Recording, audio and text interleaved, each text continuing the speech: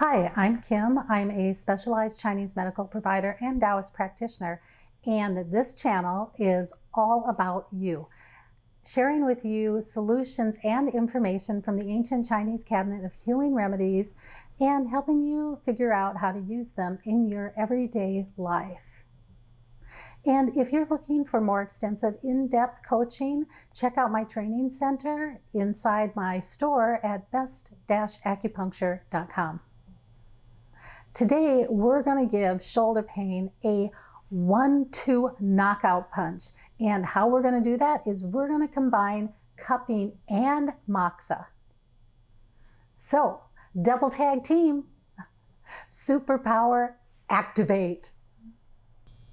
If you haven't watched episode 2 of the Immune Boost series, check it out. It will tell you how to buy great moxa for home use because not all moxa is created equal. And if you have concerns on how to apply your cups, check out episode 2 of the Chinese cupping series, how to apply cups. It will show you the best way to apply and remove your cups. And if you haven't bought your home use cupping set yet, check out episode 1 of the Chinese cupping series. It will show you how to pick the best cupping set for home use.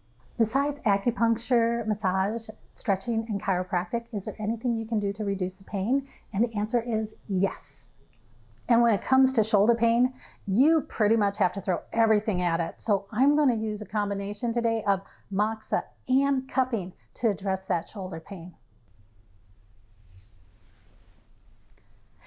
If you're working with a Chinese medical provider, that's great. The most useful thing I found when I froze my shoulder was Chinese herbs. And acupuncture and moxa came in second. Stretching, cupping, massage came in third, and chiropractic came in fourth. What's the deal with the shoulder? The shoulder is unique in that it's not supported by a skeletal frame. Instead, the muscles hold the joint in place, and without the skeletal structure to hold the joint in place, this joint is prone to damage as the muscles try to take the place of the bone. Most damage to shoulder comes from sports injuries or working. And I've ridden horses my whole life. My dominant arm has taken a lot of horse abuse that eventually froze my shoulder. And I've had friends who have shoulder damage from stacking bales of hay, working outdoors, or anything repetitive and heavy. And frozen shoulders happen so slowly and the pain is so chronic, I didn't really notice it until I couldn't move my shoulder anymore. And I think it took a full year before my shoulder was frozen. For women, the most common time for shoulder damage to show up is in their 40s. Years of having to carry kids around slung off a shoulder and hip takes a toll on the shoulder muscle and joint. And it has a tendency to show up in their 40s. So if you don't have an injury due to sports, you have a really good chance of having an injury due to carrying kids around. The other thing about shoulder pain is people don't address it right away. Like me, they wait and wait and wait until the pain becomes unbearable, and then they go in to get it fixed. I think it took me a full year of acupuncture, massage, and chiropractic to get my full range of motion back.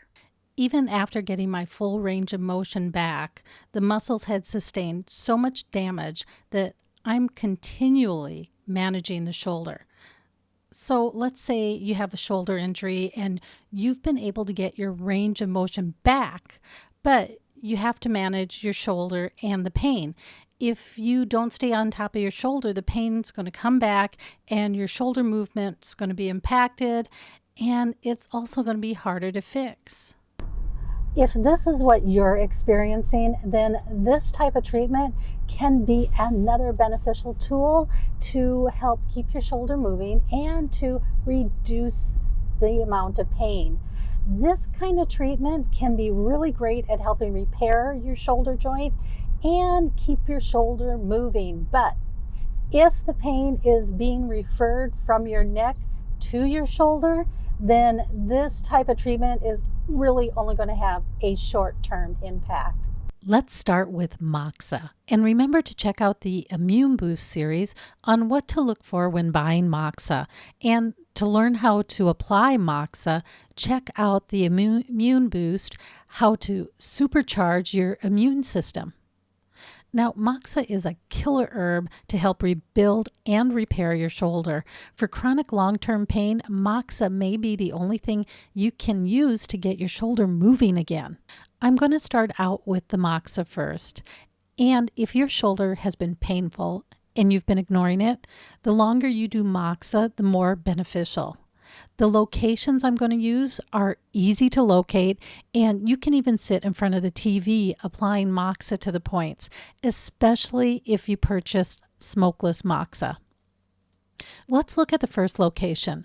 Both these locations are located on the side opposite of your painful shoulder. So if your right shoulder hurts, you're going to use points on the left side. And I bet you're wondering, why?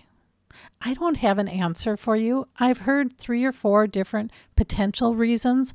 None of them have held up for me. So I'm just going to say it just is. Let's say your left shoulder hurts, then you are going to use moxa on the right side.